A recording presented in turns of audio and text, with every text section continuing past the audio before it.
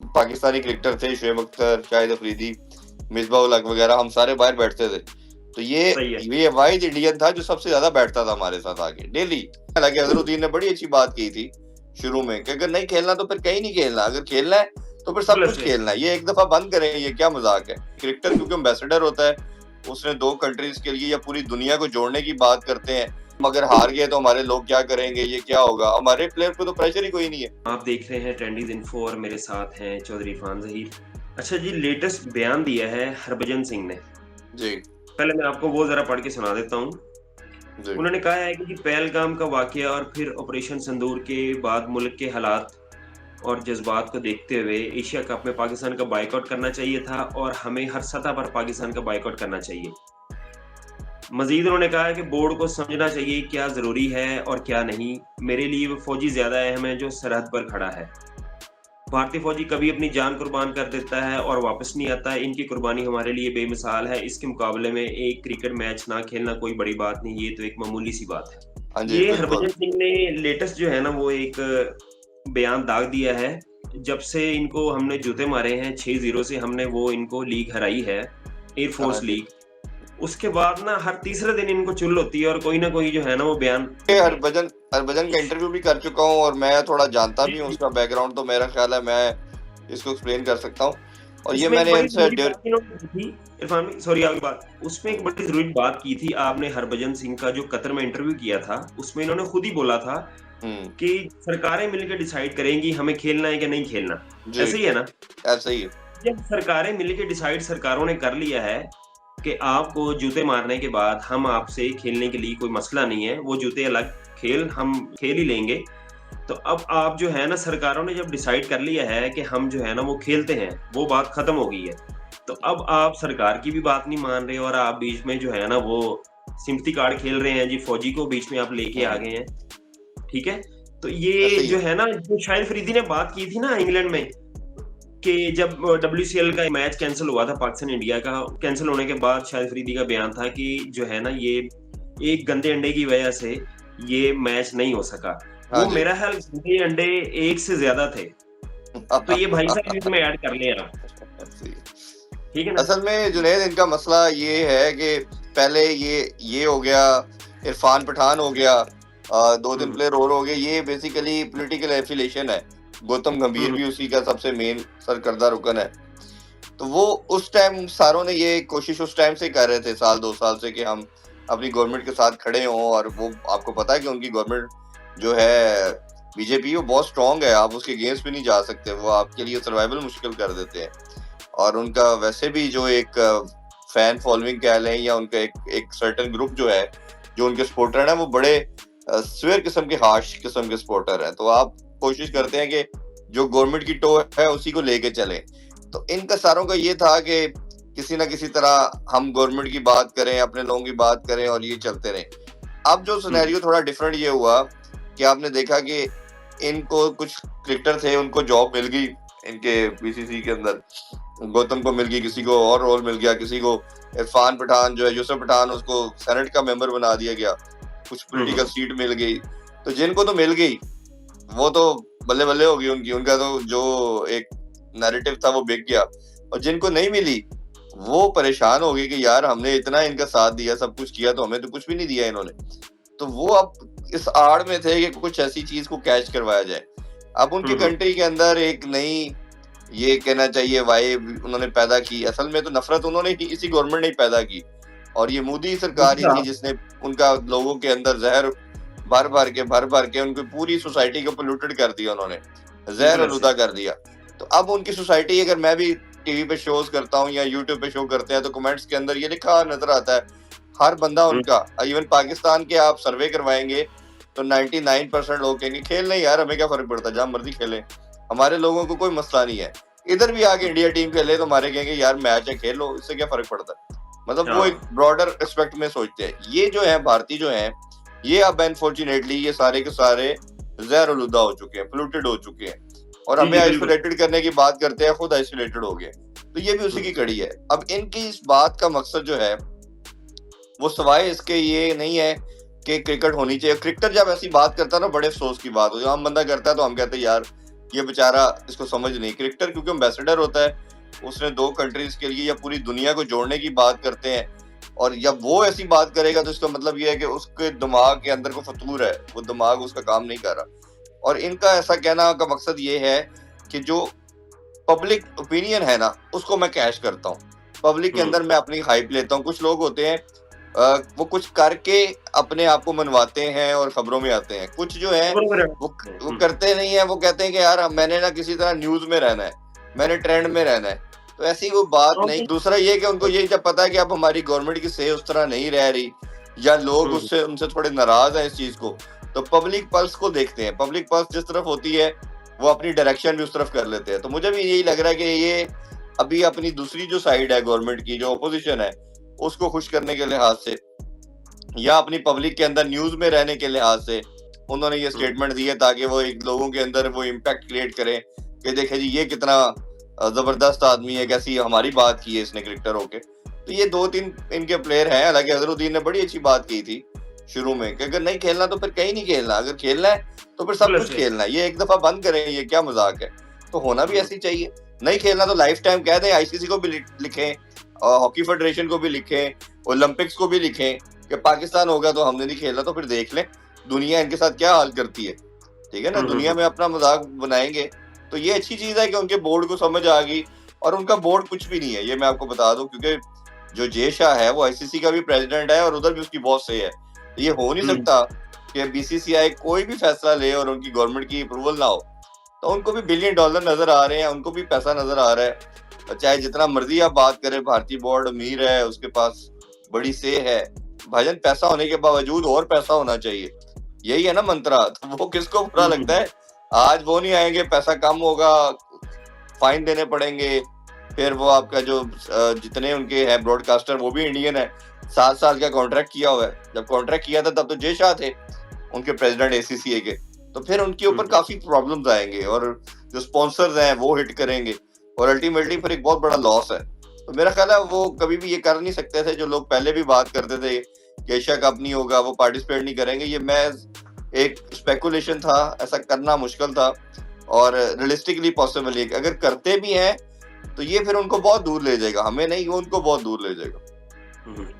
इरफान भाई, ये फिर इसका मतलब ये इतना ज्यादा जहर लेके ये खेलते रहे हैं पाकिस्तान के साथ, आप इतनी देर पाकिस्तान के साथ खेलते रहे हैं, आप खुद मुंह से बोलते हैं कि शोएब अख्तर मेरे बड़े अच्छे दोस्त थे, स्क्लैन थे, ये थे वो थे, तो आप मतलब एक नॉर्मल क्रिकेटर के तौर पर आप नहीं खेलते रहे, आपके दिमाग में कुछ ना कुछ चलता रहा है। क्योंकि ये देखे ना कि एक इंसिडेंट हुआ, आपको जो है हमने आपके साथ जो करना था किया, उसके बाद आप एक आधा बयान इधर से आया, एक उधर से आया, ठीक है, बात खत्म। उसके बाद आप दोबारा अपनी खेल वाली बात पे, ये 2019 में हमने आपको जूते मारे थे, आपका पायलट पकड़ा, उसको वापस भेजा, ठीक है। उसके बाद फिर हमने उसी 3-4 महीने के बाद हमारा पाकिस्तान इंडिया का मैच था 2019 का वर्ल्ड कप का, हमने खेला था, तब तो ऐसा कोई इशू नहीं था। लेकिन इनकी समझ नहीं आ रही कि ये बहुत ज्यादा उतावले हो रहे हैं, हर तीसरे चौथे दिन के बाद ना कोई ना कोई। मैंने जुनैद जिस पर पहले कहा कि ये खबरों में रहने की एक माइंडसेट है, इसके अलावा कुछ भी नहीं है।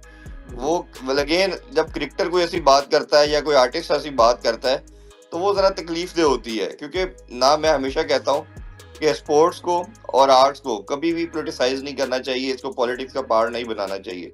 जो लोग बनाते हैं, क्योंकि इसका कोई लेना देना नहीं है इन मामलात के साथ, वो पॉलिटिशियंस हैं, वो आर्मीज हैं, ये उनका काम है, वो जैसे ले। ठीक है, जब आपको बीइंग अ सिविलियन आपका राइट है, आपका फर्ज बनता है कि आप अपनी गवर्नमेंट के साथ उसके साथ खड़े हो, बट ये स्पोर्ट्स के अंदर नहीं खड़े हो सकते।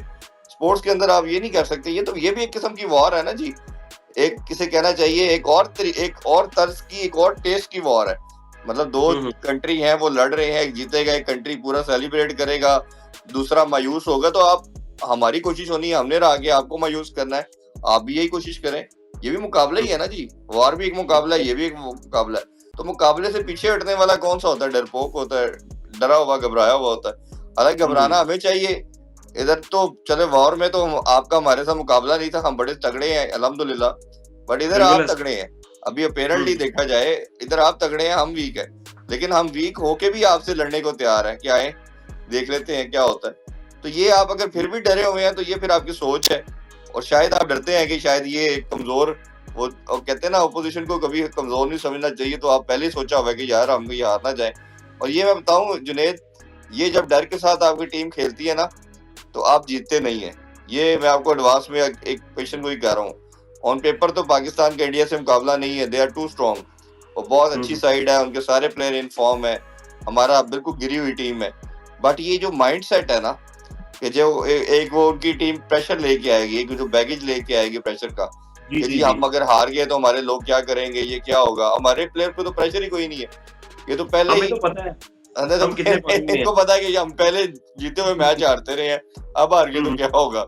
हमारे वाम का तो इस तरह प्रेशर नहीं है, तो इन्होंने खुल के खेलना है हमारे प्लेयरों ने, ठीक है, डर के बगैर खेलना, प्रेशर सारा उनके ऊपर है। अफरीदी पे बहुत बात करते हैं ये, कहीं वो अफरीदी ने एक दफा इनको 4 छक्के मारे थे।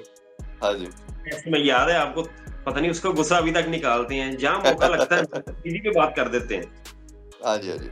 देखिए वो शायद अफरीदी जो है वो भी अगेन पेट्रियोटिक आदमी है, वो भी बात करता है, लेकिन उनकी तरफ से हमने कभी ये नहीं सुना कि मैच नहीं होना चाहिए।